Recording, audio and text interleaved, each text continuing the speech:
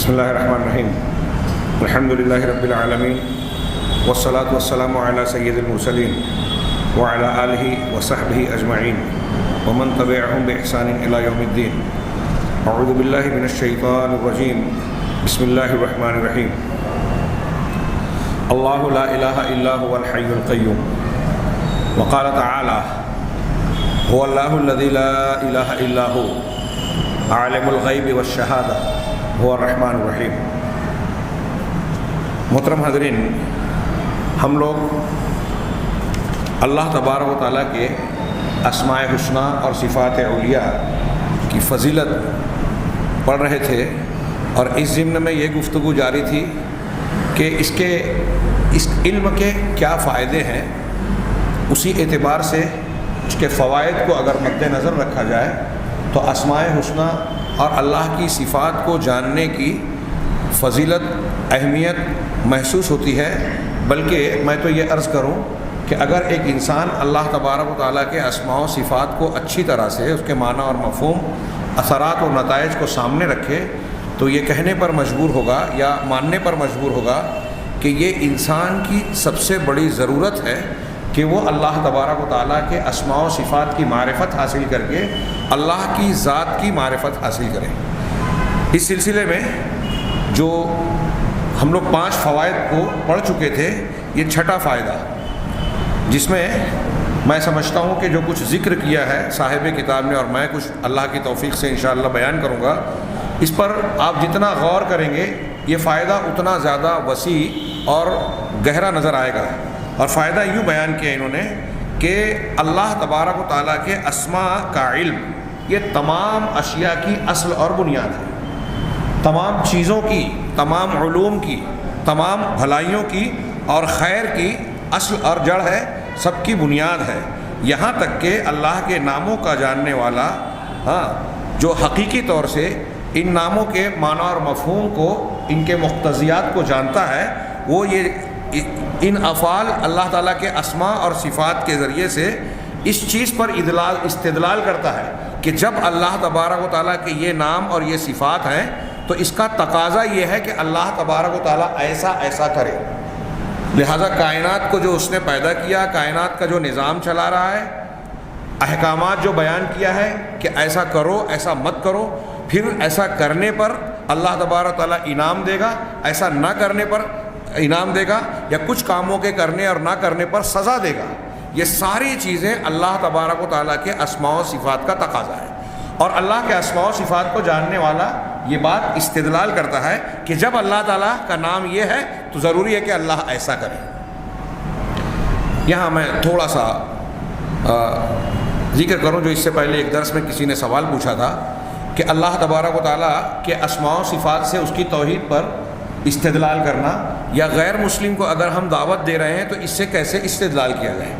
تو یہ اللہ کے ناموں سے اللہ کی توحید پر استدلال کرنا یہ بہت عام ہے. قرآن میں آپ کو بہت زیادہ ملے گا، اور جن انبیاء کرام علیہم الصلاۃ والسلام کے واقعات اور قصوں کو اللہ نے اپنی کتاب عزیز میں بیان فرمایا ہے، ان کے واقعات کو بھی آپ دیکھیے تو جگہ جگہ آپ کو یہ نظر آئے گا کہ جب انبیاء کرام اپنے مخاطبین سے، مشرکین اور کفار سے گفتگو کر رہے ہیں دعوت دیتے ہوئے، تو وہ اپنی دعوت کی بنیاد اسی چیز کو بناتے ہیں کہ اللہ تبارک و تعالیٰ کی یہ صفت ہے، لہذا یہ مانا جائے.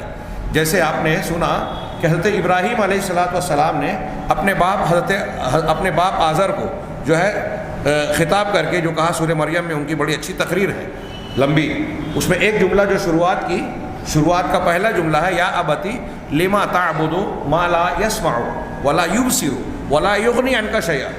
ابا جان، آپ ایسی چیز کی عبادت کیوں کرتے ہیں جو نہ سن سکتا ہے، نہ دیکھ سکتا ہے، اور نہ ہی آپ کے کسی کام آ سکتا ہے، آپ کو کوئی کام میں بے نیاز کر سکتا ہے. 3 صفات بیان کی کہ آپ اس کی عبادت کیوں کرتے ہیں جو سن نہیں سکتے، دیکھ نہیں سکتے، کام نہیں آ سکتے.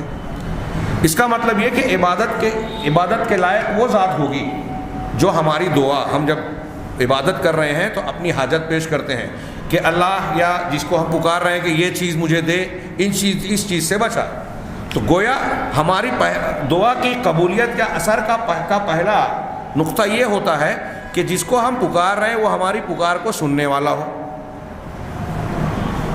ہمیں دیکھنے والا ہو، اور جس چیز کو ہم مانگ رہے ہیں اس کام کو پورا کرنے کی طاقت رکھتا ہو۔ اب حضرت ابراہیم پوچھ رہے ہیں کہ جب وہ سن نہیں سکتا تو تمہاری دعا کو، تمہاری عبادت کو دیکھے گا کیسے، سنے گا کیسے، اور پھر تمہارے کام کیا آئے گا؟ تو یہ صفت تقاضا کرتی ہے کہ جب وہ سنتے نہیں، دیکھ نہیں سکتے تو قابل عبادت نہیں ہے۔ اور اللہ تبارک و تعالیٰ کی ذات ایسی ہے، وَهُوَ السَّمِيعُ الْبَصِيرُ، وہ کائنات کی ہر آواز کو ہر وقت سنتا ہے۔ آپ دل میں بھی اگر اللہ تبارک و تعالیٰ سے دعا کرتے ہیں، گڑ گڑاتے ہیں، بآواز بلند بھی اگر اسے پکارتے ہیں، نماز میں ہو، نیند کی حالت میں ہو، چاہے جس حالت میں ہو، آپ چاہے جہاں سے پکاریں، اللہ تبارک و تعالیٰ آپ کی پکار کو سنتا ہے۔ اللہ تبارک و تعالیٰ سننے والا ہے، اس لیے اس کو پکارا جائے، وہ اس لائق ہے کہ اس کو پکارا جائے۔ یہ توحید کی سادی سی لیکن بہت مؤثر اور زبردست دلیل ہے۔ دنیا کے جتنے بھی مشرکین ہیں، قبر پرست ہوں، بت پرست ہوں، دیوی دیوتاؤں کی پوجا پاٹ کرتے ہوں، انبیاء اور صالحین کی عبادت کرتے ہوں، آپ اگر انہیں یہ بات سمجھا دے جائیں کہ جن معبودوں کو تم پکار رہے ہو وہ پیغمبر ہی کیوں نہ ہو، قبروں میں مدفون بزرگان دین ہی کیوں نہ ہو، دیوی دیوتا کیوں نہ ہو، شجر حجر اور دنیا کی دوسری مخلوقات کیوں نہ ہو، چاند ستارے اور دوسری بہت ساری چیزیں، کوئی بھی چیز ہو، جب آپ پکار رہے ہیں تو وہ سن ہی نہیں رہے ہیں، وہ آپ کو دیکھ ہی نہیں رہے ہیں، وہ آپ کی بگڑی کو بنا نہیں سکتے، آپ کی مشکل کو آسان نہیں کر سکتے، آپ کی ضرورت کو پوری کرنے کی طاقت اور قدرت نہیں رکھتے۔ ایسا جب وہ نہیں کر سکتے تو وہ عبادت کے لائق کیسے ہو سکتے ہیں؟ اور جو کر سکتا ہے یہ سارے کام، وہی عبادت کے لائق ہے۔ اور کون کر سکتا ہے؟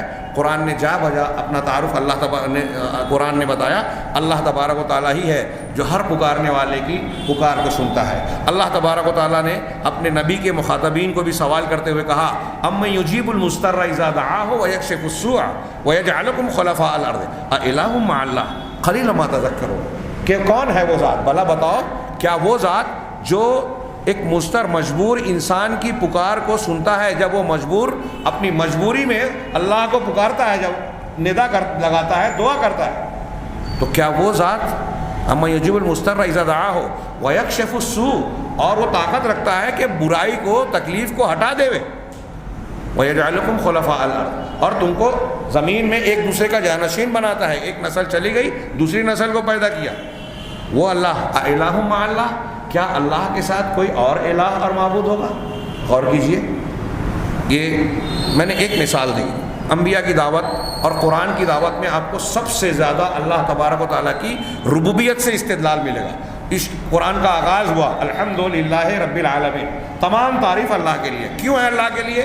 اس لیے کہ وہ رب العالمین ہے، یہ اللہ کا رب، اللہ کا نام ہے، صفاتی نام ہے، یعنی کائنات کی ربوبیت اس کے ہاتھ میں ہے، بنایا اس نے، چلا وہ رہا ہے، اور ہر چیز میں آپ اس کو غور کریں تو حکمت نظر آئے گی، کائنات کے ذرے ذرے سے لے کر بڑی سے بڑی مخلوقات تک، کسی میں بھی غور کیجئے آپ کو اللہ تبارک و تعالیٰ کی ربوبیت نظر آئے گی۔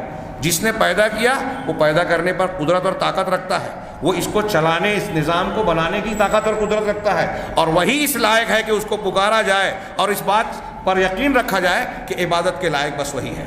تمام تعریف اس کے لیے، اللہ کے لیے۔ کیوں ہے؟ اس لیے کہ وہ رب العالمین ہے۔ تو رب العالمین سے قرآن نے استدلال کیا، دلیل دی کہ وہ تعریف کا مستحق ہے، اللہ تبارک و تعالیٰ ہی تعریف کا مستحق ہے۔ بس آیت الکرسی جو قرآن کی سب سے عظیم آیت ہے، ابھی میں نے آغاز میں اس کا پہلا ٹکڑا پڑھا، فقرہ، اللہ اللہ لا الہ الا ہو، اللہ اس کے سوا کوئی معبود برحق نہیں ہے، کوئی معبود برحق اس کے سوا ہے ہی نہیں۔ کیوں نہیں ہے؟ الحی القیوم، اس لیے کہ وہ الحی ہے، زندہ ہے۔ کیسا زندہ؟ ایسا زندہ کہ ماضی میں بھی کبھی موت یا زندگی کی کوئی کمی نہیں تھی، مستقبل میں کبھی اس کو موت نہیں آئے گی، نیند نہیں آئے گی، اونگ نہیں آئے گی، کسی قسم کی بے ہوشی اور غفلت نہیں آئے گی۔ وہ حی ایسا ہے زندہ جس کی زندگی کامل ہے، اس کی زندگی میں معمولی سا بھی نقص نہیں ہے۔ ہم زندہ ہیں، پہلے نہیں تھے۔ کائنات کی ہر مخلوق کا یہ عالم ہے کہ ایک زمانہ تھا جب وہ موجود تھا ہی نہیں، بعد میں پیدا ہوا، زندہ ہوا، ایک خاص مدت تک زندہ رہا، مر گیا، یا جو زندہ ہے وہ مر جائے گا۔ پھر ہم زندہ بھی ہیں، سوتے ہیں، نیند کی حالت میں ہم موت کے شکل اختیار کر لیتے ہیں۔ اسی طریقے سے کئی حالتوں میں ہمارے اندر غفلت پیدا ہو جاتی ہے۔ ہماری زندگی ہر اعتبار سے انتہائی ناقص ہے، انتہائی کمزور ہے، اور رب العالمین کی زندگی ہر اعتبار سے کامل ہے، اس کی زندگی میں کوئی کمی ہے ہی نہیں۔ اب اللہ تبارک و تعالیٰ زندہ ہے، ہاں قرآن اللہ کے رسول کی ایک حدیث میں ہے کہ دعا میں کہ اللہ کے رسول نے دعا کرتے ہوئے کہا کہ انت الحی الذی لا یموت، اے اللہ تو زندہ ہے جسے موت نہیں آ سکتی، والجن والانس یموتون، اور سارے جن اور سارے انسان موت کا شکار ہوتے ہیں، لہذا جن اور انسان عبادت کے لائق ہو ہی نہیں سکتے۔ اب وہ انسان چاہے پیغمبر ہو، بزرگان دین ہو یا کوئی بھی ہو، جب ان کو موت آتی ہے تو جب وہ سو جاتے ہیں، غافل ہو جاتے ہیں، ماضی میں ان کو عدم تھا، مستقبل میں ان کو موت آ گئی، تو وہ اس لائق نہیں ہے کہ ان کی عبادت کی جائے۔ غور کرنے کی بات ہے، دنیا کا کوئی بھی انسان، کوئی بھی مخلوق ایسی نہیں ہے۔ تو یہاں جو اللہ تبارک و تعالیٰ نے آیت الکرسی میں توحید کی پہلی دلیل دی کہ اللہ کے سوا کوئی معبود برحق نہیں ہے، کیوں نہیں ہے؟ اس لیے کہ وہ الحی ہے۔ اب اس کے مقابلے میں ہم دیکھیں دنیا میں جتنے معبودان باطلہ کی عبادت ہوتی ہے، کسی کے اندر الحی ہونے کی شان ہے ہی نہیں، لہذا کوئی عبادت کے لائق اللہ کے علاوہ نہیں ہے۔ تو الحی سے ہم استدلال کر سکتے ہیں، اللہ کے نام سے اللہ کی توحید پر دلیل بن رہی ہے۔ القیوم، وہی القیوم ہے۔ قیوم کا معنی لمبا چوڑا نہ بیان کرتے ہوئے اختصار کے ساتھ کہ وہ ذات جو بذات خود قائم ہے، اس کو کسی نے قائم نہیں کیا۔ ہم قائم ہیں اللہ کے پیدا کرنے سے، قائم رکھنے سے، ہم دیکھ رہے ہیں اس کے دکھانے سے، سن رہے ہیں اس کے سنانے سے، چل پھر رہے ہیں اس کے چلانے پھرانے سے، موت آ جائے گی اس کے مارنے سے، پھر دوبارہ زندہ ہوں گے اس کو زندہ کرنے سے۔ جنت اور جہنم میں جو لوگ جائیں گے وہ ہمیشہ ہمیش رہیں گے، تو ہمیشہ ہمیش رہنے سے اللہ کی طرح ہمیشہ ہمیش والے نہیں ہوں گے، اس لیے کہ اللہ بذات خود ہمیشہ ہمیش ہے، اور جنتی جہنمی جو ہمیشہ ہمیش رہیں گے وہ اللہ کے زندہ رکھنے سے، باقی رکھنے سے رہیں گے، یعنی یہ اس کی پاور اور طاقت بذات خود اس کی اپنی ذاتی ہے، اور مخلوق کی خود کی ایسی یہ صفات نہیں ہے۔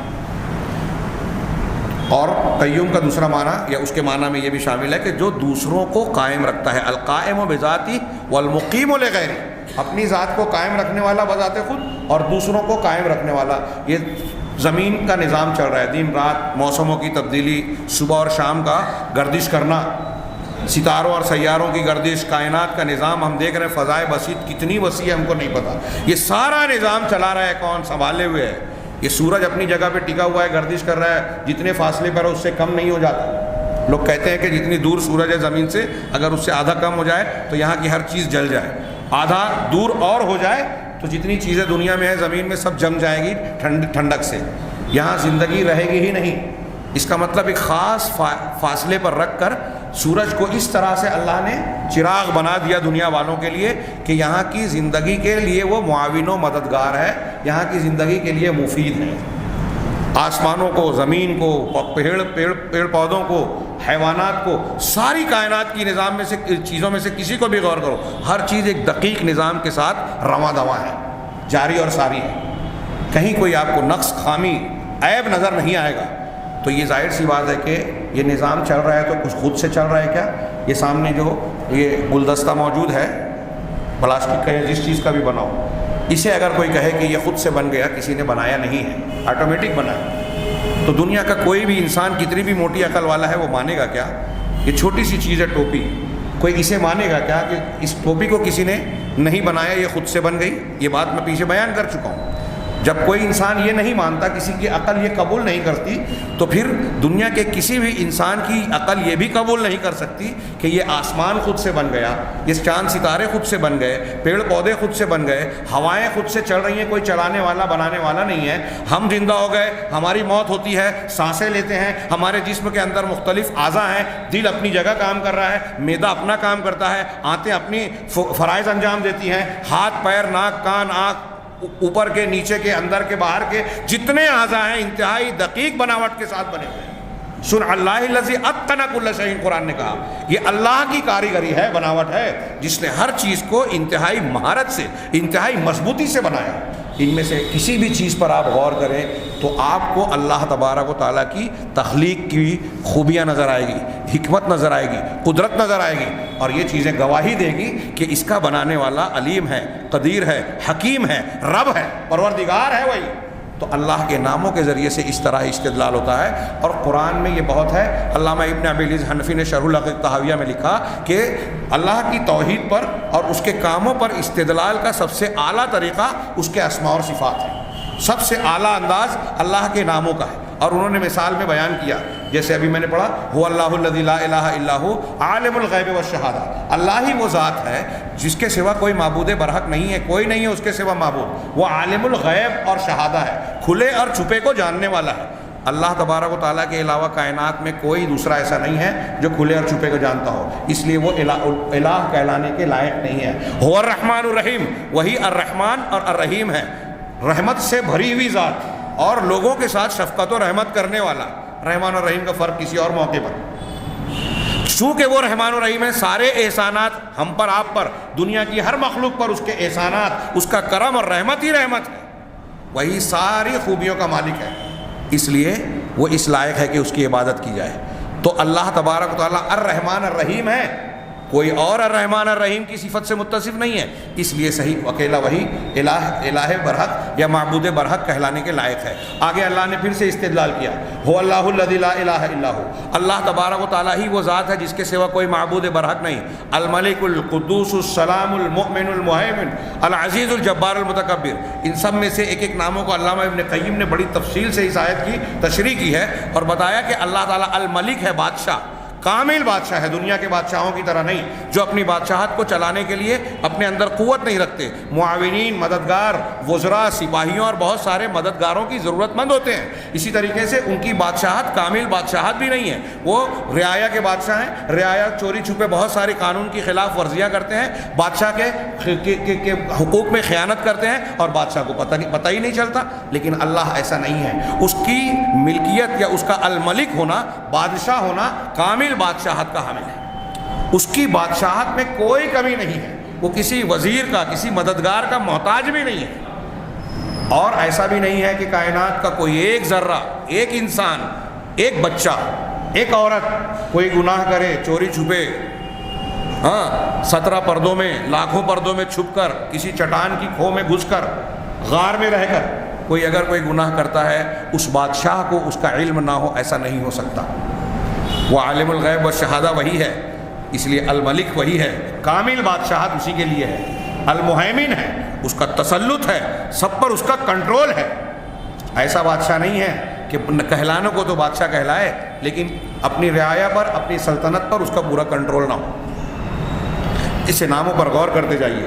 یہ میں نے چند مثالیں دی اس بات کی کہ اگر آپ کسی کو دعوت دے رہے ہیں یا خود توحید کو سمجھنا چاہتے ہیں, اپنے دل و دماغ میں توحید کے درس کو مضبوط کرنا چاہتے ہیں, تو اللہ تبارک و تعالیٰ کے اسماء و صفات اور اس کے معنی اور مفہوم کی جتنی آپ کو معرفت ہوگی اتنی آپ کی توحید مضبوط ہوگی. اور جتنے اچھے انداز میں کسی غیر مسلم کو آپ یہ سمجھائیں گے کہ صرف اللہ ہی ہے جو الملک ہے, صرف اللہ ہی ہے جو الرحمن الرحیم ہے, صرف اللہ ہی ہے جو رب العالمین ہے, صرف اللہ ہی ہے جو کائنات کے ہر نظام پر پوری طاقت قدرت رکھتا ہے, وہ ہر چیز کا علم رکھتا ہے, وہی العلیم ہے, وہی السمیع ہے, وہی البصیر ہے. لہٰذا کسی ایک نام کو بھی اگر آپ سمجھا لے جائیں کہ یہ اللہ کی ہی صفت ہے, اللہ ہی کا نام ہے, اس کے علاوہ کائنات کا کوئی نہیں ہے جو سننے والا ہو, کوئی نہیں ہے جو مردے کو زندہ کرنے والا ہو, کوئی نہیں ہے جو زندے کو موت دے سکتا ہو, کوئی نہیں ہے جو کائنات کا نظام چلاتا ہو, کوئی نہیں ہے جو بارش برساتا ہو, کوئی نہیں ہے جو مردے کو زندہ کر سکے. کوئی بھی ان کاموں میں ادنا سا بھی حصہ داری نہیں رکھتا جو اللہ کرتا ہے, اور یہ اللہ کے ناموں سے, اس کی صفات سے معلوم ہوتا ہے. یہ تو میں نے انبیاء کی اور قرآن کی مثال دی کہ قرآن نے یہ دلیلیں دی ہے اللہ کے ناموں سے اللہ کی توحید پر. انبیاء کرام اپنے مخاطبین کو اللہ کے ناموں اور صفات کا حوالہ دے کے یہ دعویٰ کرتے تھے کہ بتاؤ یہ کام کس نے کیا, آسمان کس نے بنایا, زمین کس نے بنائی. تمہاری باتوں کو سن سکتے ہیں کہ حضرت ابراہیم کی ابھی میں نے مثال دی. تو جب انہوں نے بنایا نہیں ہے تو ان کی عبادت کیوں کر رہے ہیں؟ یہ چاند, سورج, ستارے, حضرت ابراہیم نے کہا کہ یہ ستارہ میرا رب ہے, ڈوب گیا, کہا ڈوبنے والوں کو پسند نہیں کرتا. واقعہ آپ جانتے ہیں, سورہ انعام میں پورا واقعہ ہے. تو کہا بار بار جب تینوں ڈوب گئے تو کہا کہ یہ جو خود ڈوب رہا ہے, نکل رہا ہے, یہ کیسے رب ہو سکتا ہے؟ یہ تو اس بات کی علامت ہے کہ ان کا ڈوبنا نکلنا بتا رہا ہے کہ یہ کسی پیدا کرنے والے کی مخلوق ہیں اور چلانے والے کے حکم کے پابند ہیں. لہٰذا یہ خود جب کسی کے حکم کی پابندی کر رہے ہیں تو یہ اس لائق نہیں ہے کہ ان کی عبادت کی جائے۔ قرآن نے کہا لا تسجدوا للشمس ولا للقمر واسجدوا للہ الذی خلقہن، سورج اور چاند کو سجدہ مت کرو بلکہ اس ذات کو سجدہ کرو، اللہ کے لیے سجدہ کرو جس نے سورج اور چاند کو پیدا کیا۔ اسی طرح ہم کائنات کی ہر چیز کے بارے میں کہیں گے، اگر کوئی ماں باپ کی پوجا کر رہا ہے، ہندوؤں میں کچھ لوگ کہتے ہیں کہ ہم ماں باپ کو پوجا نہیں مانتے ہیں، تو ہم ان کو کہیں گے کہ ماں باپ کی پوجا مت کرو، اس کی پوجا کرو جس نے ماں باپ کو پیدا کیا۔ کوئی کہتا ہے کہ پیڑ کو پوجیں گے، کوئی کہتا ہے فلاں کو پوجیں گے، کوئی کہتا ہے بزرگوں کو پوجیں گے، کوئی کہتا ہے حضرت عیسیٰ علیہ السلام کی عبادت کریں گے، تو ان سے کہیں گے حضرت عیسیٰ کی عبادت مت کرو، اس ذات کی عبادت کرو جس نے حضرت عیسیٰ علیہ السلام کو بغیر باپ کے پیدا کیا، آدم علیہ السلام کو نہ صرف بغیر باپ کے بلکہ بغیر ماں کے بھی پیدا کیا۔ تو یہ اللہ کے اسماء و صفات کے ذریعے توحید پر استدلال ہوا۔ میں نے یہ انبیاء کی مثال دی، ایک صرف مثال دے کے کتاب کی طرف لوٹتا ہوں کہ آپ وہ واقعہ جانتے ہیں جب اللہ کے نبی صلی اللہ علیہ وسلم پر پہلی وحی نازل ہوئی، آپ گھبرائے ہوئے گھر لوٹے اور اپنی بیوی حضرت خدیجہ الکبریٰ رضی اللہ تعالیٰ عنہ سے کہا کہ خشیت علی نفسی، صحیح بخاری کی یہ حدیث آپ نے بہت بار سنی ہوگی کہ میں اپنے نفس پر اندیشے میں مبتلا ہوں، مجھے خوف لاحق ہے، اور اپنا واقعہ بیان کیا۔ تو حضرت خدیجہ الکبریٰ نے کیا جواب دیا؟ ایک عورت ہے، ابھی اسلام اور ایمان کی تعلیمات نہیں آئیں، ایک عورت ہے جہاں دیدہ خاتون، ان کا اپنا تجربہ، مشاہدہ، معلومات، اس کی روشنی میں وہ اللہ کے نبی صلی اللہ علیہ وسلم کا کردار، اخلاق دیکھنے کے بعد آپ کی اس بات پر تبصرہ کر رہی ہیں اور آپ کو تسلی دے رہی ہیں۔ غور کرنے کی بات ہے، اگر غور سے ہم دیکھیں تو یہ اللہ تعالیٰ کی صفات سے استدلال ہے۔ حضرت خدیجہ الکبریٰ نے کیا کہا رسول اللہ صلی اللہ علیہ وسلم سے کہ واللہ لا یخزیک اللہ ابدا، اللہ کی قسم اللہ آپ کو کبھی رسوا نہیں کرے گا، بے عزت نہیں کرے گا۔ کیوں؟ انکا لتصل الرحمہ وتقری الضیف وتحمل الکلب وتکسب المعدوم وتعین علی نوائب الخیر علی نوائب الحق، یہ 5 صفات بیان کی حضرت خدیجہ نے کہ آپ تو ایسے آدمی ہیں جو رشتوں کو جوڑتے ہیں، مہمان کی مہمان نوازی کرتے ہیں،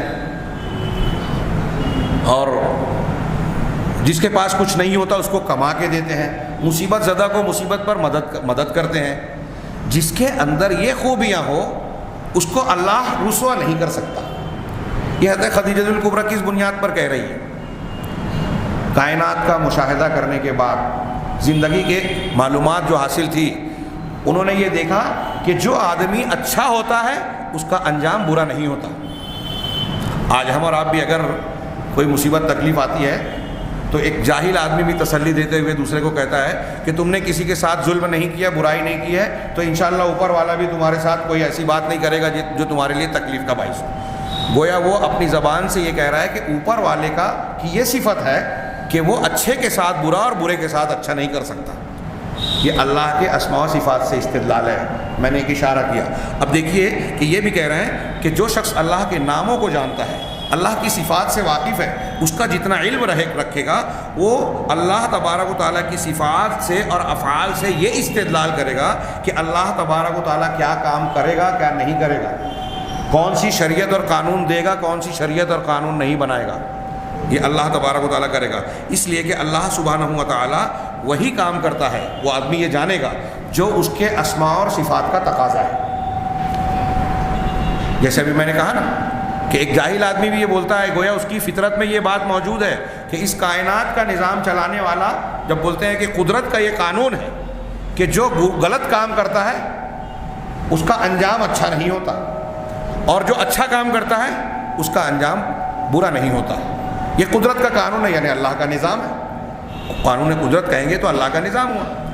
یہی بات یہاں کہی جا رہی ہے کہ اللہ تعالیٰ کے ناموں اور صفات کو جب آدمی جان جائے گا تو ایک چیز اس کے دماغ میں آئے گی کہ جو چیز، مثال کے طور پر میں کہوں کہ جو چیز انسان کے لیے نقصان کی ہے، فائدہ نہیں پہنچاتی، نقصان پہنچاتی ہے، اللہ تعالیٰ اس کا کھانا حلال نہیں کر سکتا، کیونکہ اللہ پاک ہے، طیب ہے، اور پاکیزہ چیزوں کو پسند کرتا ہے۔ ان اللہ طیب یحب، وہ کیا ہے، لا یقبل الا الطیب، اللہ پاکیزہ ہے، پاک ہے، اور پاک چیز کو ہی قبول کرتا ہے۔ تو حرام چیز کو نہ قبول کرتا ہے، نہ پسند کرتا ہے، اور نہ اسے حلال کرے گا، گندی چیز کو حلال بھی نہیں کرے گا۔ اللہ تعالیٰ کا ایک نام ہے المؤمن، ابھی میں نے آیت پڑھی نا، هو اللہ الذی لا الہ الملک القدوس السلام المؤمن المہیمن، تو اس میں اللہ کا ایک نام ہے المؤمن۔ مومن کا دو معنی علماء نے بیان کیا، ایک تو وہ ذات جو امن دینے والی ہو، المؤمن جو اپنے بندوں کو، مخلوق کو امن دینے والی، امن دینے والی مطلب عذاب سے، تکلیف سے، مصیبت سے بچانے والی، جہنم کے عذاب سے وہی بچائے گا، دنیا کی تکلیف، آفت، مصیبت، بیماریوں سے وہی بچائے گا۔ امن یعنی تحفظ، بچاؤ۔ تو اب یہاں جب اس کا نام مومن ہے، امن صرف وہی دے سکتا ہے، تو کسی اور سے مصیبتوں، تکلیفوں سے بچاؤ کا سوال کرنے کا سوال ہی نہیں پیدا ہوتا۔ اب ایک آدمی المومن کا معنی جان جائے گا تو کسی مزار پہ جا کے یہ نہیں کہے گا کہ مجھے فلاں مصیبت سے بچا، یہ رفع بلا اور دفع بلا کے لیے ہم نے جو ہے گھر کے دروازے پر کڑا لٹکا دیا، ٹرک پر اور گاڑی پر کالا دھاگا اور کالا کپڑا لٹکا دیا، یا کوئی اور چیز نقش لکھ کے لگا دیا۔ یہ چیزیں انسان کو امن نہیں دے سکتی، مصیبت سے، بیماری سے نہیں بچا سکتی، اللہ بچا سکتا ہے۔ یہ اس کے المؤمن نام کا ایک معنی ہے۔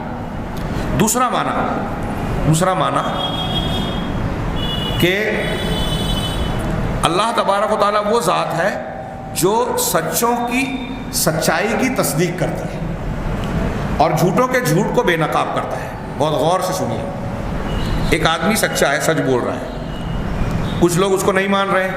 آج ایسے بہت سے واقعات ہوتے ہیں، لیکن نتائج فوراً نہیں آتے، کچھ وقت لگتا ہے۔ ہمارے یہاں جلد بازی ہوتی ہے اور ہم بے چین ہو جاتے ہیں۔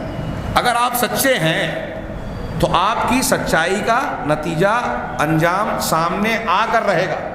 آپ کے خلاف کوئی جھوٹ بول رہا ہے، جھوٹا الزام لگا رہا ہے، تو اس کا جھوٹ ظاہر ہوگا۔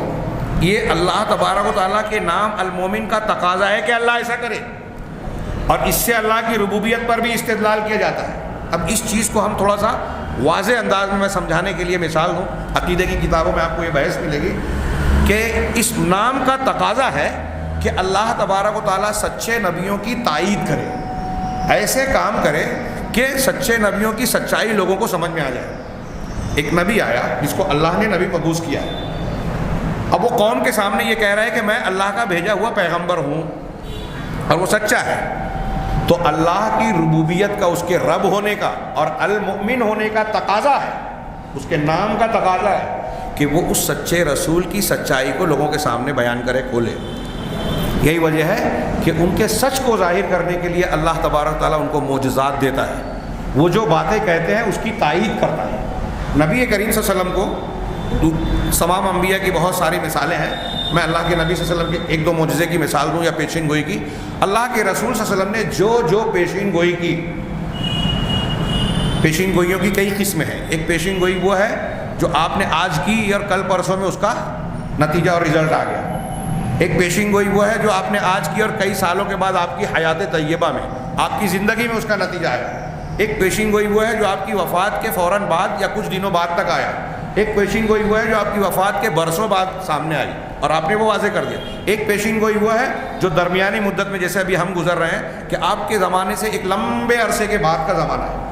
اور ایک پیشین گوئی وہ ہے جو قیامت کے واقع ہونے سے پہلے سے تعلق رکھتی ہے، کہ اللہ کے رسول نے فرمایا کہ قیامت واقع ہونے سے پہلے سورج مغرب سے نکلے گا، دجال کا خروج ہوگا، حضرت عیسیٰ علیہ السلام آسمان سے اتریں گے، وغیرہ وغیرہ۔ آخری نشانی یہ ہوگی، آخری تک اللہ کے رسول نے بتایا۔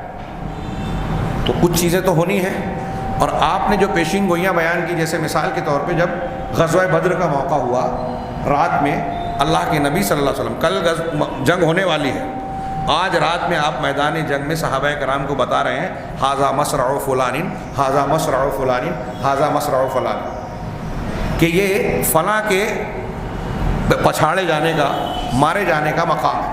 یعنی کل یہاں ابو جہل مارا جائے گا، کل یہاں عتبہ کی موت ہوگی، کل یہاں فلاں قتل کیا جائے گا، نام لے کے بتایا کہ اس جگہ پر مارا جائے گا۔ آپ عالم الغیب نہیں تھے، اللہ کی طرف سے بتایا گیا، اور آپ نے جب یہ باتیں بتائی، دوسرے ہی دن جب جنگ ہوئی تو جہاں جس کے مرنے کی جگہ آپ نے بتائی تھی وہاں وہی شخص مرا۔ یہ اللہ کی طرف سے تائید تھی کہ دیکھو یہ میرے سچے رسول ہیں، انہوں نے جو بات کہی تھی میری طرف سے کہی تھی، انہوں نے جو بتایا کہ فلاں مارا جائے گا اس جگہ پر، ویسا ہی ہوا۔ اب آپ اس طرح کی کتنی پیشین گوئیاں ہیں۔ قرآن میں کہا گیا غلبت الروم فی ادنی الارض وهم من بعد غلبہم سیغلبون فی بضع سنین، رومی مغلوب ہو گئے اور اپنے مغلوب ہونے کے بعد عنقریب یہ پھر سے غالب ہوں گے چند سالوں میں۔ بیزعن کہتے ہیں عربی میں 3 سے 9 کو. یہ آیت جب نازل ہوئی مکہ میں تو حضرت ابوبکر صدیق رضی اللہ تعالیٰ عنہ کی ایک مشرک سے بحث ہو گئی. حضرت ابوبکر صدیق سے اس نے کہا کہ جو رومیوں کی حالت ہے شکست خوردہ ہونے کے بعد، اب یہ سوال ہی پیدا نہیں ہوتا کہ یہ پھر سے غالب آئیں. اللہ کی اور رسول کی پیشین گوئی ایسی ہی ہوتی ہے. ہمارے ہاں محکمہ موسمیات یا ہم لوگ بولتے ہیں بادل دیکھ کے بولتے ہیں کہ لگتا ہے بارش ہوگی. یہ پیشین گوئی نہیں ہے، اندازہ ہے جو کبھی کبھی غلط بھی ہوتا ہے، کبھی صحیح ہو جاتا ہے. لیکن ہم آثار دیکھ کے بولتے ہیں، نبی آثار کے خلاف بولتا ہے. میں جو بول رہا ہوں بہت غور سے، نبی آثار کے خلاف. مثال کے طور پہ آپ ہجرت کر رہے ہیں مدینہ، مکہ سے نکل کے مدینہ جا رہے ہیں. آپ کے اور ابوبکر صدیق پر تلاش کرنے والے کے لیے 100 اونٹ کا انعام ہے اور لوگ ڈھونڈ رہے ہیں، اور آپ بڑی حکمت سے جو ہے سفر کر رہے ہیں. سراقہ بن مالک وہاں پہنچ گیا. سیرت کی ساری کتابوں میں ہے یہ واقعہ، حدیثوں میں بھی ملے گا. تو اللہ کے نبی صلی اللہ علیہ وسلم سے جو واقعہ وہ سراقہ بن مالک کے تعلق سے حضرت اللہ کے رسول نے کہا تھا کہ میں تمہارے ہاتھوں میں کسریٰ کے کنگن دے رہا ہوں. ابھی آپ مکہ سے نکل کے مدینہ جا رہے ہیں، ظاہری حالت میں دیکھیے کہ خود کا ٹھکانہ نہیں ہے. ہم اپنی زبان میں کہہ سکتے ہیں کہ دنیاوی اعتبار سے ابھی آپ کا ٹھکانہ نہیں ہے، اور آپ ایک پیچھا کرنے والے کو کیا کہہ رہے ہیں کہ تمہارے ہاتھ میں کسریٰ کے کنگن ہوں گے. اس میں ایک جملے میں کئی باتیں آ گئی اگر یہ روایت صحیح مانی جائے کہ اللہ کے نبی صلی اللہ علیہ وسلم اس سے کہہ رہے ہیں کہ سراقہ کسریٰ کے کنگن، کسریٰ کے فتح ہونے تک زندہ رہیں گے 1، اور اس وقت یہ مسلمان رہیں گے 2، کسریٰ فتح ہوگا 3، اس کا مال غنیمت آئے گا اور ان کو اس میں سے ایک کنگن ملے گا، یہ 4. ایک ہی جملے میں کتنی باتیں آ گئی. مدینہ میں پیڑ پہ پتھر بندھا ہے، خندق کھود رہے ہیں. اللہ کے رسول صلی اللہ علیہ وسلم کو کہا کہ آگے کہ بڑا چٹان نہیں ٹوٹ رہی ہے. آپ پہنچے اور کدال لے کے جب آپ نے مارا تو ایک روشنی کا دھماکہ ہوا، یعنی کیا بولیں گے چمکی تیزی سے، اور آپ نے کہا کہ مجھے یمن کے فلاں فلاں محلات نظر آ رہے ہیں، میری قوم جو ہے یمن فتح کرے گی. پھر مارا تو فلاں ملک فتح کرے گی. کئی پیشن. ابھی مدینہ میں حفاظت کرنا مسئلہ ہے، خندق کھودی جا رہی ہے کہ یہاں جو حملہ کر رہے ہیں ان سے اپنا بچاؤ کیا جائے. اور اس موقع پر آپ کہہ رہے ہیں کہ یمن فتح ہوگا، کسریٰ فتح ہوگا، فلاں فتح ہوگا، اور بعد میں ویسا ہی ہوا. تو میں عرض کر رہا ہوں نبی کی پیشین گوئی اور اللہ کی پیشین گوئیاں مخالف حالات میں جب آدمی کی سمجھ میں نہ آئے. تو ایسے ہی حضرت ابوبکر صدیق سے اس مشرک نے کہا کہ ہو ہی نہیں سکتا جو ان کی حالت ہے، روم کا بادشاہ، رومی فوج اس طرح دم دبا کے بھاگی ہے کہ واپس کبھی پلٹ کے نہیں آ سکتے، انتہائی کمزور ہو چکے ہیں، اور ان کے مقابلے میں جو ان کے دشمن ہیں وہ بہت طاقتور ہیں. تو حضرت ابوبکر صدیق نے کہا جب اللہ نے کہا ہے تو مسلمان تھے حقیقی ایمان رکھنے والے، تو یہ ہونا ہی ہے چاہے حالات کتنے بھی مخالف ہوں. حضرت ابوبکر صدیق نے کہا شرط لگا لو. اس وقت شرط حرام نہیں تھی، مکہ کی زندگی کا واقعہ ہے. تو 6 سال کی شرط لگائی اور اتنے اونٹ پر 100 اونٹ یا کتنا اونٹ تھا، اونٹ کی تعداد مقرر کر کے کہا کہ جو ہے 6 سال کی میں وہ پھر سے فتح پا جائیں گے. حضرت ابوبکر صدیق نے کہا، اس نے کہا نہیں پائیں گے، شرط لگا لو. اور شرط لگانے کے بعد حضرت ابوبکر صدیق جب اللہ کے رسول صلی اللہ علیہ وسلم کے پاس گئے اور بتایا کہ ایسا ایسا ہوا، تو اللہ کے رسول نے کہا کہ تم ایک کام کرو کہ اونٹ کی تعداد بھی بڑھا لو اور مدت بھی بڑھوا لو. کہا کہ میں اونٹ اتنا بڑھاتا ہوں اور اس کے بعد کہو کہ 9 سال کرو، کیونکہ 20 کا لفظ 9 سال تک ہوتا ہے. ابوبکر صدیق نے ایسے ہی کہا اور پھر شرط جیت گئے. حالات ایسے تھے کہ نظر نہیں آتا تھا. اب یہ کتاب میں نے پڑھی وحید الدین خان صاحب کی، اس میں انہوں نے بہت تفصیل سے یہ واقعہ لکھا ہے. اس وقت کے تاریخی حالات بیان کیے ہیں کہ رومیوں کی ایسی درگت بن گئی تھی کہ حالات کو دیکھ کر دنیا کا کوئی انسان یہ مان ہی نہیں سکتا تھا کہ یہ پھر سے اٹھیں گے، جمع ہوں گے اور پھر سے اپنا ملک واپس لیں گے. لیکن ایسا ہوا، قرآن نے پیشین گوئی کی تھی. تو ایسی پیشین گوئیاں قرآن میں جو بیان کی گئی، یہ اللہ تبارک و تعالیٰ اور اللہ کے رسول صلی اللہ علیہ وسلم کی زبان سے. میں مثالیں دے رہا تھا کہ آپ کے زمانے سے پھر آپ نے اپنے مرنے کے بعد کے بارے میں کہا کہ میرے بعد جو ہے فتنے اٹھیں گے، تم ایک دوسرے کی گردنیں نہ کاٹنا. میرا یہ نواسا، بخاری کی حدیث ہے، حضرت حسن کے بارے میں کہا کہ اس کے ذریعے ابنی حاضہ سید، میرا یہ بیٹا سردار ہے. ہاں، اور عنقریب اللہ تعالیٰ اس کے ذریعے سے مسلمانوں کے 2 بڑے گروہوں میں صلح کرائے گا. حضرت حسن اور حضرت امیر معاویہ کی صلح انہی کے ذریعے سے، حضرت حسن کے ذریعے سے ہوئی. اللہ کے رسول نے تو کہا کہ مسلمانوں کے 2 گروہ میں صلح ہوگا، صلح کروائے گا. اور حضرت حسن نے ان کو اپنا امیر مانا، شرائط منوا لیا. لیکن آج پتہ نہیں کون یہ ندوی اور فلاں مرزا اور انجینئر اور فلاں وہ امیر معاویہ کو جو ہے نعوذ باللہ کہتے ہیں کہ عبداللہ بن ابی بن سلول کے کردار کا تھا. تو اللہ کے نبی صلی اللہ علیہ وسلم کی بات غلط ہے، آپ کی صحیح ہے، نعوذ باللہ. ایک صحابی کو بھی یہ خیر یہ عنوان بدل جائے گا، ایک صحابی کو بھی برا بھلا کہنا قرآن حدیث اجماع امت کے خلاف ہے، اور جو ایسا کرتا ہے وہ بدعتی ہے، وہ منافق اور نفاق اور کفر کا شکار ہے۔ اس کو عالم کیا مسلمان ماننے میں کافی تحمل ہونا چاہیے۔ آج ہمارے یہاں ایسے لوگوں کا لوگ دفاع کر رہے ہیں، اور وہ ایجنٹ بن کے کہیں روافظ اور کہیں دشمنان دین کا وہ کر کے مسلمانوں میں ہر وقت اس قسم کے مسائل اٹھاتے رہتے ہیں۔ ابھی سلمان ندوی کا خیر میں نے اس پر جمعے میں کچھ باتیں بیان کی تھی، تو میں عرض کرنا چاہتا ہوں کہ اللہ کے رسول کی وفات کے بعد جو آپ نے پیشین گوئیاں کی بدر کے دن رات میں کیے، صبح میں وہ واقع ہو گئی۔ رومیوں کے بارے میں، ابو لہب کے بارے میں جو پیشین گوئیاں کی وہ ہو گئی، اپنی وفات کے بارے میں جو پیشین گوئیاں کی آپ پڑھتے جائیے، ساری واقع بالکل سچی ہوئی، اور بتدریج آپ نے جیسی جیسی پیشین گوئیاں کی آج امت میں ہم ویسے ویسے حالات دیکھ رہے ہیں۔ زنا عام ہو جائے گا، قتل عام ہو جائے گا۔ آج ہم دیکھ رہے ہیں ہمارے جیسے چھوٹے شہر میں چھوٹی چھوٹی بات پر قتل ہو جاتے ہیں، کوئی بات ہی نہیں ہے۔ قتل عام ہو جائے گا، زنا عام ہو جائے گا۔ اس کے اندر خود یہ بات آ گئی کہ قتل کے اسباب عام ہو جائیں گے، زنا کے اسباب عام ہو جائیں گے، یعنی دین سے دوری ہو جائے گی، اللہ کا خوف کم ہو جائے گا، بے پردگی ہوگی جس سے زنا پڑے گا، موبائل پھیل جائے گا جس سے ناجائز تعلقات استوار کرنے میں آسانی ہوگی، یعنی وہ سارے اسباب یہ آج کی تاریخ میں ہم کہہ رہے ہیں کہ موبائل اور انٹرنیٹ اور فلاں تصویریں، فلمیں، بے حیائی، بے پردگی، گناہ کے اڈے، جسم فروشی کے اڈے، یہ ساری چیزیں اسباب ہیں۔ اللہ کے رسول صلی اللہ علیہ وسلم نے نتیجہ بتایا اس زمانے میں 1400 سال پہلے کہ زنا عام ہوگا، یعنی زنا کے اسباب بھی عام ہیں۔ یہ ساری اور قیامت کے قریب کی واقع ہونے والی نشانیاں بھی ایمان والوں کی حیثیت سے ہمیں یہ یقین ہونا چاہیے کہ نبی نے جو کیا، جو آپ سے ثابت ہے۔ دجال آئے گا تو آئے گا، کسی کی سمجھ میں آئے کہ نہ آئے، کسی کی عقل میں آئے کہ نہ آئے۔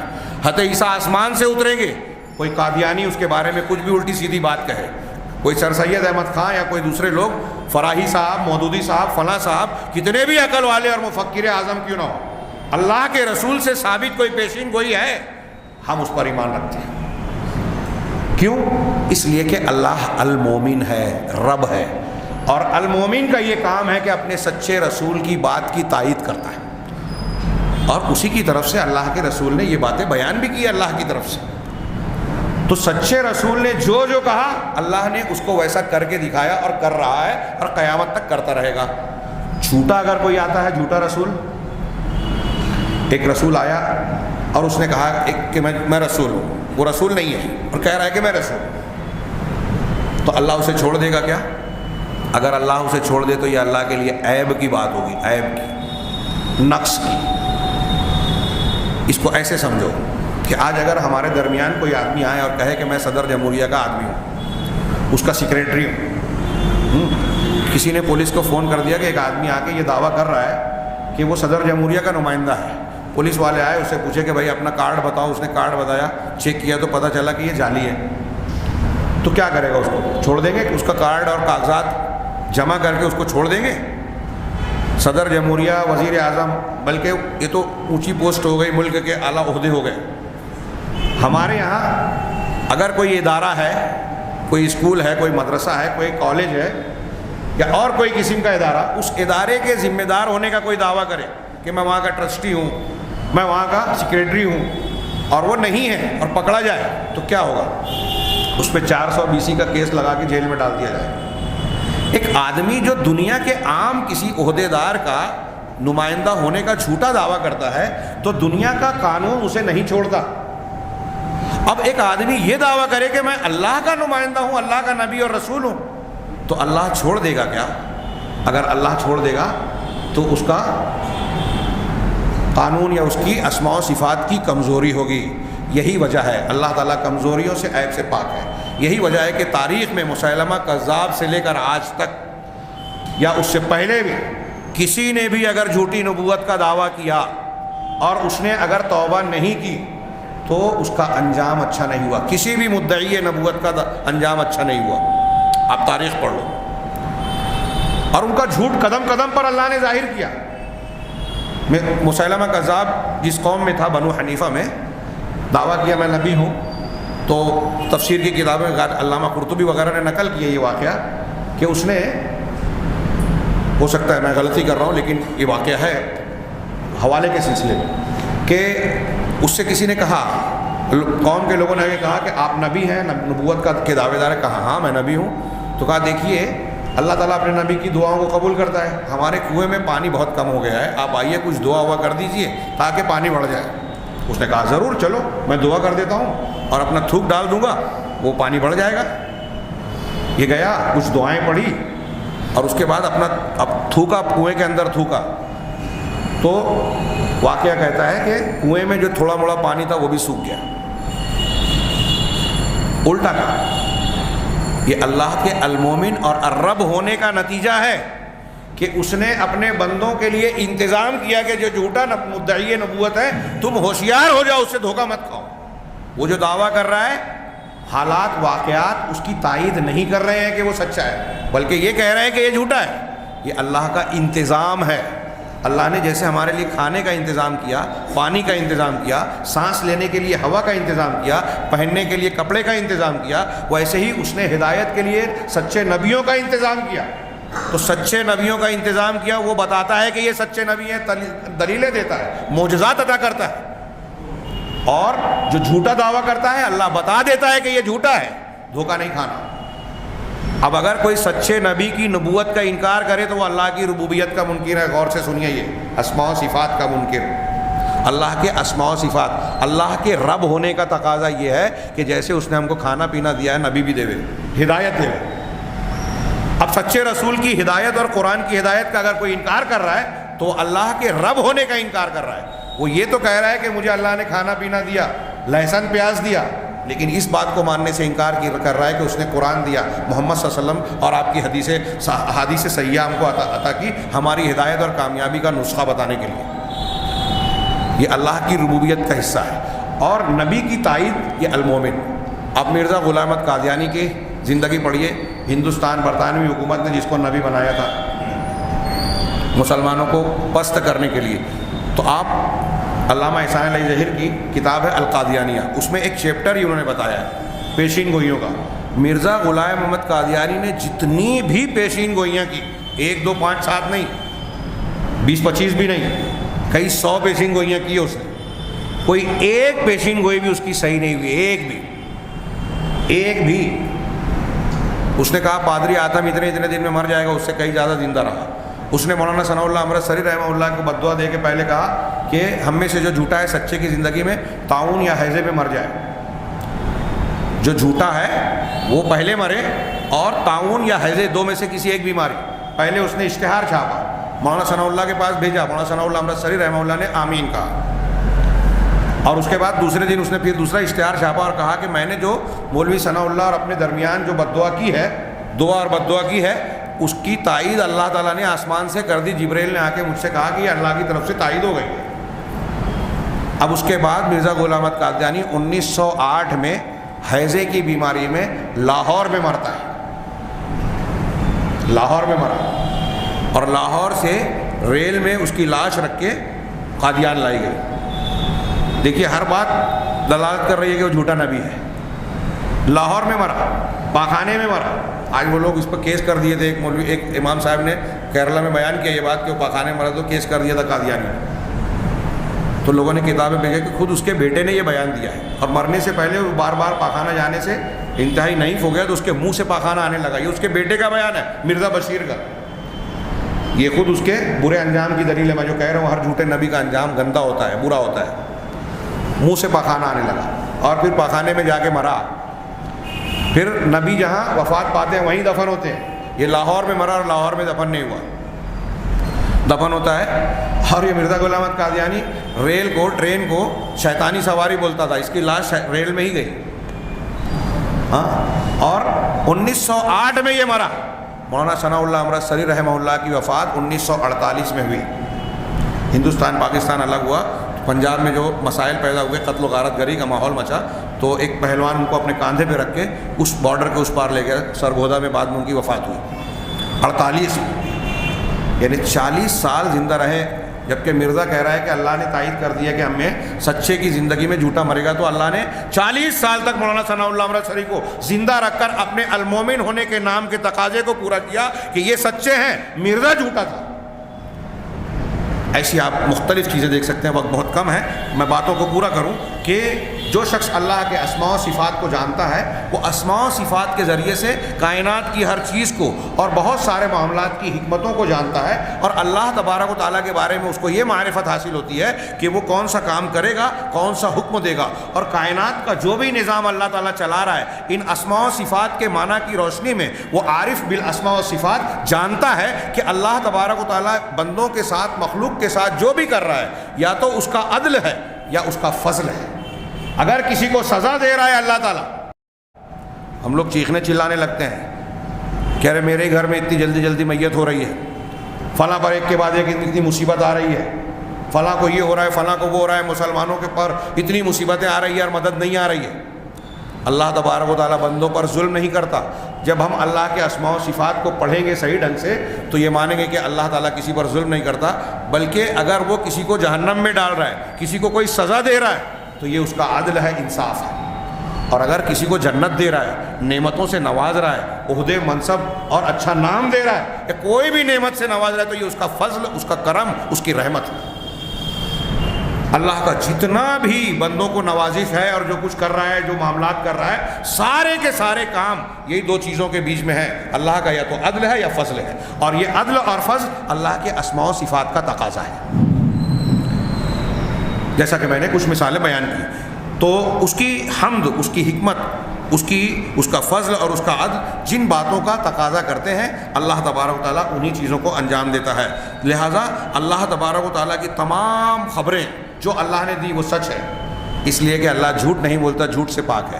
اللہ کی کوئی بات غلط نہیں ہو سکتی۔ اللہ حکیم ہے، مثال کے طور پہ اللہ حکیم ہے۔ جب ہم یہ جان جائیں کہ اللہ حکمت والی ذات ہے، اس کا کوئی ایک کام بھی ایسا نہیں ہو سکتا جو بغیر حکمت کے، بغیر فائدے کے۔ قرآن نے جگہ جگہ اس پر اصطلاح، جو لوگ آخرت کو انکار کرتے تھے کفار مکہ کہ اللہ تعالیٰ مرنے کے بعد دوبارہ کیوں زندہ کرے گا، کیسے کرے گا، تو اس کی 4 بڑی بڑی دلیلیں قرآن میں جگہ جگہ دی اللہ تعالیٰ نے۔ اس میں سے ایک دلیل یہ دی کہ افحسبتم انما خلقناکم عبثا وانکم الینا لا ترجعون۔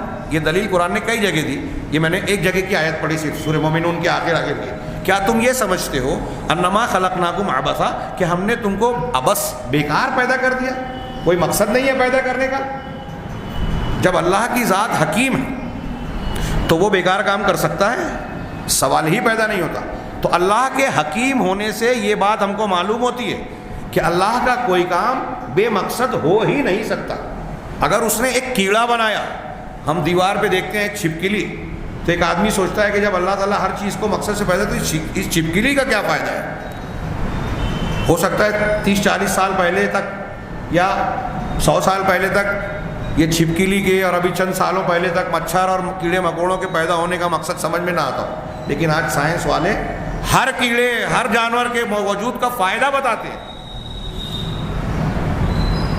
کہ یہ کیڑوں سے ہمارے کھیتوں میں بہت سی صفائی ہوتی ہے، گھروں میں بہت سارے جراثیم مرتے ہیں، چوہے، پرندے اور یہ چھپکلیاں ان کیڑوں کو کھا لیتی ہیں، اس کی صفائی ہو جاتی ہے۔ ان سے کئی دوائیاں بنتی ہیں، کئی انجیکشن بنتے ہیں، کئی زہر کا تریاق تیار ہوتا ہے۔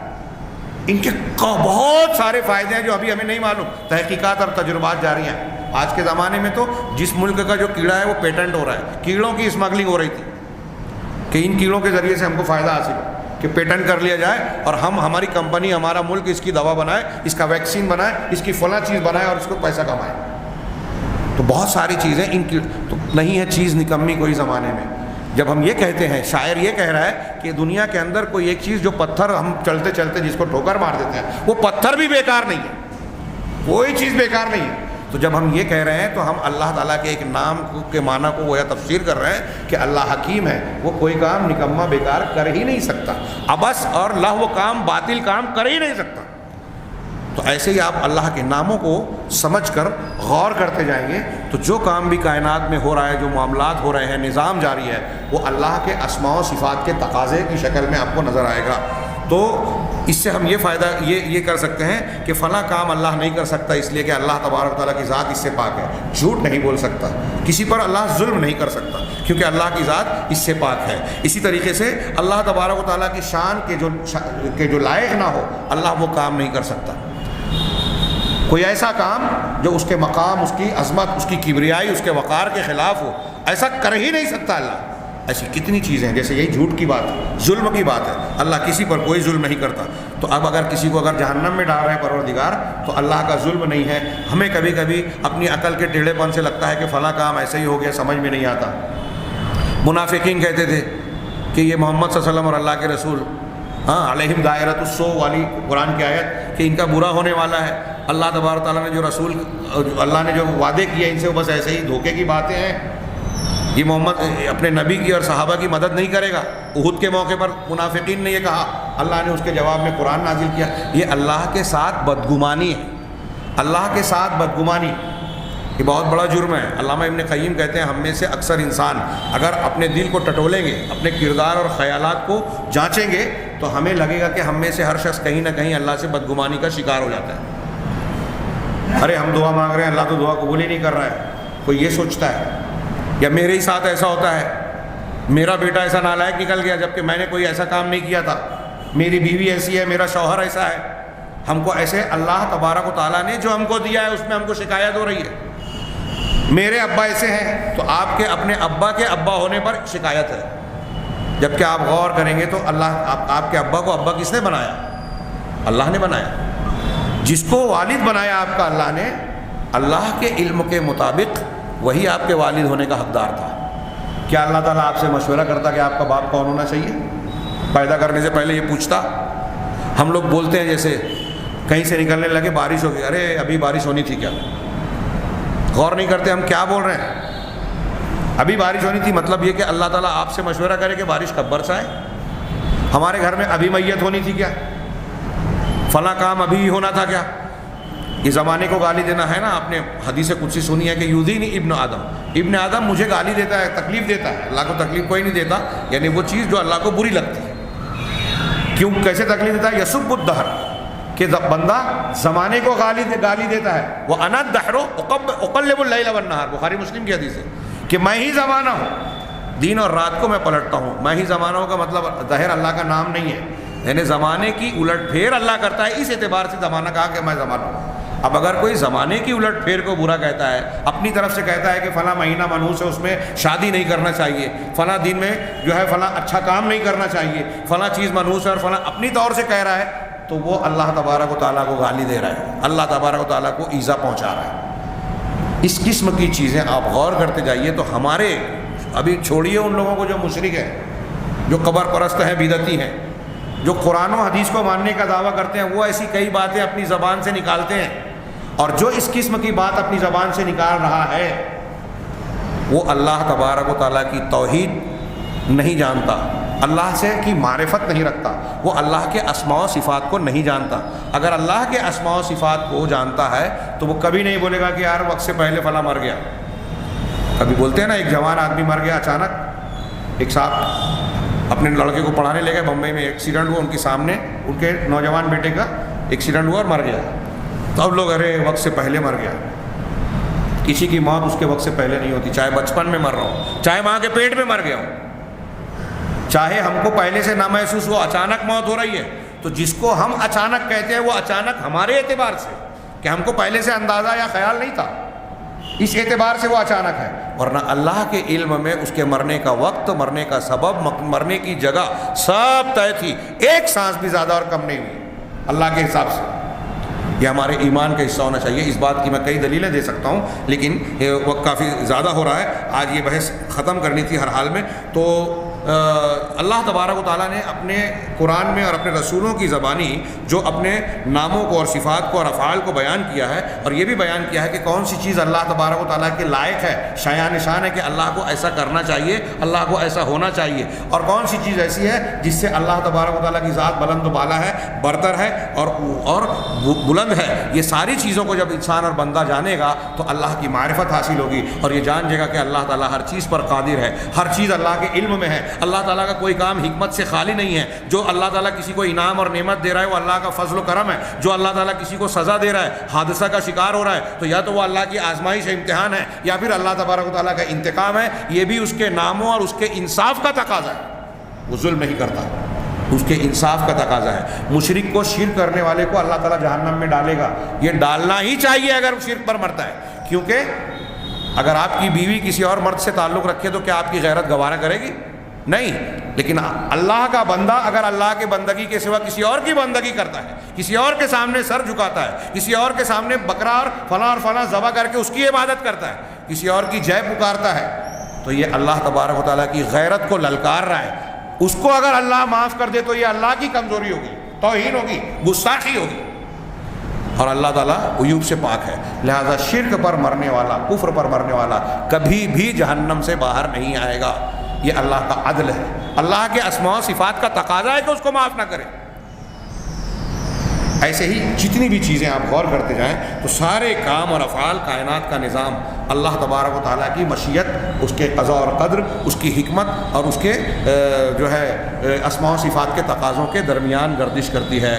اب جب ہم یہ جانیں گے تو ہمارا یقین ہوگا کہ اس کائنات میں وہی ہوگا جو اللہ چاہتا ہے، اس کائنات میں کوئی چیز ظلم نہیں ہوتی، اس کائنات میں کوئی چیز اللہ کے فیصلے اور مشیت کے بغیر نہیں ہوتی۔ اب جب ہم یہ چیزیں جان جائیں گے تو اللہ کے اسماء و صفات ہمارے دل و دماغ میں اللہ تبارک و تعالیٰ کے اوپر توکل پیدا کریں۔ جب ساری چیز اللہ کرنے والا ہے تو بھروسہ اسی پر کرنا چاہیے، نفع اور نقصان وہی پہنچا سکتا ہے تو اسی سے مانگنا چاہیے، کسی اور سے ڈرنے کی کوئی ضرورت نہیں ہے۔ اگر ہمارے گھر میت ہوتی ہے تو ہم کو صبر کرنا چاہیے کیونکہ یہ اللہ کا فیصلہ ہے۔ ایسی ساری خوبیاں پیدا ہوگی۔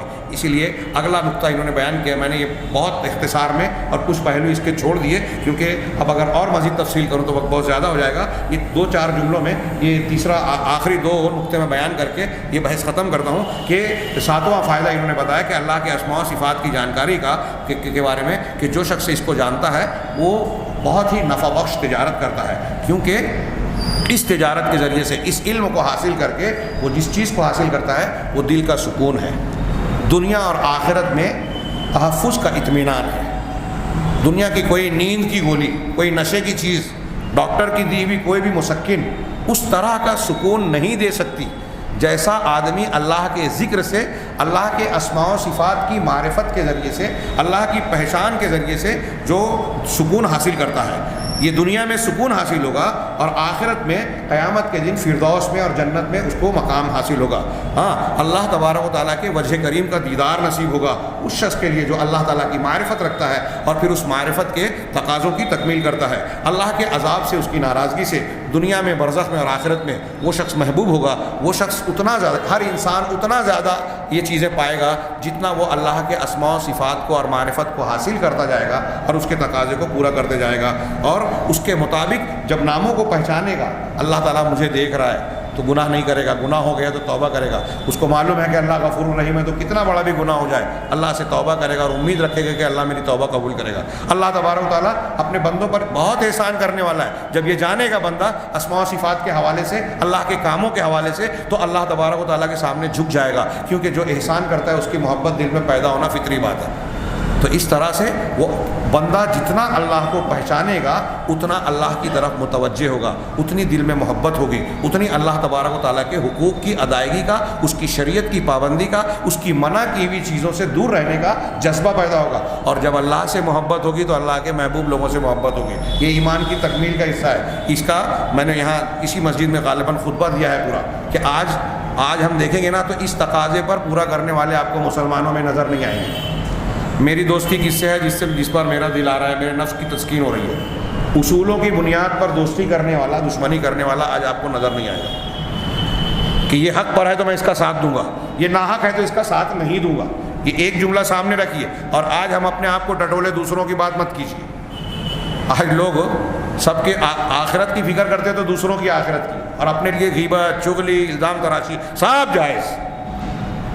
اس تناظر میں ہم دیکھتے ہیں تو لگتا ہے کہ اللہ کے اسماء و صفات کی توحید ہے ہی نہیں لوگوں کے اندر، کوئی اللہ سے ڈرنے کو تیار ہی نہیں ہے۔ تو غور کیجئے، اگر ایک صاحب ہیں لیکن وہ ہمارا کاروبار ہے، ان سے ہمارے سیٹھ صاحب ہیں، ہمارے مفادات جڑے ہوئے ہیں، سیٹھ صاحب ناراض ہو جائیں گے تو ہم کو تنگ کریں گے، تو ان کی غلط چیز پر بھی خاموش۔ اور کمزور آدمی ہے، سیٹھ صاحب اس کی مخالفت سے خوش ہو رہے ہیں تو اللہ جس کی مخالفت خوش ہوتا ہے اس کی مخالفت نہیں کرے گا۔ لیکن سیٹھ صاحب جس پہ خوش ہوتا ہے کہ میں اس کے خلاف بولوں گا تو سیٹھ صاحب کو اچھا لگے گا تو خلاف بول رہا ہوں۔ یہ اصول کی جنگ ہے۔ اس کو تھوڑا سا بڑا کر کے دیکھیے اسی بات کو، یہ ہمارے مسلمان اور اہل حدیث میں ایسے ملیں گے۔ اس کو تھوڑا سا انلارج کر کے اسی چیز کو دیکھیے کہ کیا کوئی مسلمان ایسا ہو سکتا ہے جو بولے کہ مجھے ابو جہل سے محبت ہے، مجھے فرعون کا کردار بہت پسند ہے. ابو لہب بہت دل کو بھاتا ہے. کوئی بولے گا ایسا؟ اور اگر کوئی بولے گا تو کیا وہ مسلمان رہے گا؟ ابو لہب ابو جہل کا معاملہ ذرا کھلا ہوا ہے، یہ تھوڑا سا دبا ہوا ہے. اس لیے یہاں آدمی سمجھتا ہے کہ میں نماز پڑھ لیا، میں نے اپنی دینداری کا مظاہرہ کر لیا، اب اللہ کے قانون کی بجائے اپنے نفس کی خواہش، اپنے مفادات کی ترجیح دیتے ہوئے فلاں کی موافقت اور فلاں کی مخالفت کر رہا ہوں، تو کوئی حرج نہیں ہے. وہ ساری اللہ کے دین کی مخالفت کر کے بھی دینداری ہے. آج کوئی بے دین نہیں ہے اور دین کہیں ہے بھی نہیں. ہماری تقریروں میں دین ہے، اسٹیجوں پہ دین ہے. کوئی تعلیمی ادارے میں چلے جائیے، اسٹیج پر تعلیم کی جو فضیلت فائدے بیان کرتے ہیں، وہ جو بیان کر رہے ہیں نا، اس کی زندگی میں بھی فائدے نظر نہیں آئیں گے. دکان کھول کے چلا رہے ہیں، کسی کو فیس سے مطلب ہے، کسی کو دوسرے مفادات عزیز ہیں، اور وہ دوسروں کا خون چوس کے ایوارڈ لیں گے، پھول ہار پہنیں گے کہ قوم کے معمار ہیں، خادم ہیں اور فلاں اور فلاں. یہ ساری چیزیں اخلاص کے نہ ہونے اور اللہ کے لیے محبت، اللہ کے لیے نفرت نہ ہونے کا نتیجہ ہے. دوسرے لفظوں میں یہ کہیں کہ اللہ کو نہ پہچاننے کا نتیجہ ہے. اگر آپ اللہ کو مان بھی رہے ہیں تو حقیقت میں نہیں مان رہے ہیں. آپ اللہ کے اسماء و صفات کو اگر جانتے، اللہ تبارک و تعالیٰ کی ذات، صفات اور افعال کی معرفت رکھتے، تو یہ دو رنگی نہیں ہوتا. ایک طرف اپنے آپ کو مسلمان کہہ رہے ہیں اور کردار میں نفاق اور منافقت ہے. یہ نہیں ہو سکتی تھی. آج کوئی نظر ہی نہیں آتا. تو بہرحال یہ ساری خوبیاں جو ہے اللہ کے اسماء و صفات سے پیدا ہوتی ہیں، اور جب آدمی اللہ کے اسماء و صفات کے ذریعے سے اس کے تقاضوں کو پورا کرتا ہے تو یہ ہو سکتا ہے کہ پورا شہر، پوری جماعت اس کے مخالف ہو جائے. حضرت ابراہیم کا پوری بستی مخالف تھی، اکیلے تھے ابراہیم علیہ السلام، ان کی بیوی تھی، اور حضرت لوط علیہ السلام. بس اب یہاں اکثریت اور اقلیت کے میرے موافق، میری پارٹی کم ہے اور اس کی زیادہ ہے، اس کو دیکھ کر آپ اصولوں کے خلاف جائیں تو آپ اللہ تبارک و تعالیٰ کو نہیں پہچانتے ہیں. انبیاء نے پہچانا تھا، پوری قوم، پوری دنیا مخالف ہو گئی، وہ ڈٹے رہے، اڑے رہے. یہ ہے اللہ کے اسماء و صفات کو جاننے کا نتیجہ، ایک نتیجہ. اور ایسے ہی ساری خوبیاں پیدا ہوتی ہے، بہادری آتی ہے. آدمی اصول پسند ہوتا ہے. جو شخص اللہ کو جتنا پہچانے گا اتنا اصول پسند ہوگا دینی اعتبار سے. آخری نقطہ، یہ بھی ابھی ادھورا ہی ہے، انشاءاللہ پھر کبھی اس موضوع سے متعلق کچھ باتیں عرض کروں گا. انہوں نے جو لکھا ہے میں نے وہ بھی پورا بیان نہیں کیا، یعنی مطلب حالانکہ مختصر ہی ہے، لیکن اردو میں بیان کریں تو اس کی تقاضے اور تفصیل، یا مثالوں کے ساتھ بیان کریں تو تفصیل ہو جائے گی. 8واں نقطہ کہ اللہ تبارک و تعالیٰ کے اسماء و صفات کا جو علم ہے، یہ انسان کو غلطیوں سے بچاتا ہے، لغزشوں سے بچاتا ہے، اور جو ہے ٹھوکر کھانے سے محفوظ رکھتا ہے، اور امید کے دروازے کو کھولتا ہے، صبر پر مددگار ہوتا ہے، اور کسل مندی اور جو نکما پن ہے اس سے انسان کو دور رکھتا ہے، اور نیکی اور قربت کے کاموں میں ترغیب دیتا ہے. اسی طریقے سے معاصی اور گناہ سے انسان کو ڈراتا ہے، اور مصیبتوں اور تکلیفوں میں تسلی کا سامان ہوتا ہے. شیطان سے انتہائی مضبوط انداز میں پناہ دیتا ہے، بچاتا ہے. اسی طریقے سے اللہ کی محبت اور باہمی الفت اور آپس کی محبت، بندوں سے محبت جو مسلمانوں سے ہونی چاہیے، اس کو بڑھاوا دیتا ہے. اسی طریقے سے اللہ تبارک و تعالیٰ کے اس علم سے، اللہ کی پہچان سے انسان کے اندر سخاوت آتی ہے، خرچ کرنے اور دوسروں کے ساتھ احسان کرنے کا جذبہ پیدا ہوتا ہے. اس کے علاوہ جتنی بھی خوبیاں ہیں وہ ساری خوبیاں انسان کے اندر پیدا ہوتی ہے. جیسا کہ میں نے اشارہ کیا، جب ہم مانیں گے کہ اللہ کے موت دینے سے موت آتی ہے، اور اللہ حکیم ہے، رب ہے، اسی نے موت دی، اور جس وقت جس طریقے سے موت دی ہے اس کی حکمت اور فیصلے کا نتیجہ تھا، تو ہمیں صبر آ جائے گا. ہم امتحان میں فیل ہو گئے، کاروبار میں ناکام ہو گئے، دیوالا نکل گیا، پورا کاروبار لاس ہو گیا. ہم یہ یقین رکھیں کہ اللہ تبارک و تعالیٰ کی مرضی کے بغیر پتہ بھی نہیں ہلتا. اس کے ناموں کا، اسماء اور صفات کا تقاضا یہ ہے کہ ہم یہ یقین رکھیں کہ اللہ تعالیٰ کا یہ فیصلہ حکمت پر مبنی ہے، تو ہم کو صبر آ جائے گا. ایسا آدمی خودکشی نہیں کرے گا. آج دنیا میں ہمارے سامنے کوئی مصیبت ہوتی ہے تو ہم حوصلہ ٹوٹ جاتا ہے، ارے مسلمانوں کے ساتھ ہجومی تشدد ہو رہا ہے، گھیر کے مار رہے ہیں، ہمارے نوجوانوں کا کیا ہوگا، اگلی نسل کا کیا ہوگا. تو جا کے ہمارے جو کچھ لیڈران ہیں، ہمارے جو پیشوایان ہیں، وہ وقت کی حکومت کے وزیروں کے جا کے در پہ جو ہے اپنا سر جھکا رہے ہیں، ایسے بیان دے رہے ہیں جس سے یہ ظاہر کر رہے ہیں کہ ہم آپ کے ساتھ ہیں، اور ایسا کر کے وہ سمجھ رہے ہیں کہ اپنے آپ کو بچا رہے ہیں. وہ اللہ کے اسماء و صفات پر یقین نہیں رکھتے. وقت کا کوئی بھی بڑے سے بڑا فرعون ہو، اپنی فرعونیت میں کسی بھی درجے کو چلا جائے، آپ اگر اللہ کے اسماء و صفات کو جانیں گے تو آپ کو یہ یقین ہوگا کہ جو فرعون ہے اس کا انجام ڈوبنا ہے.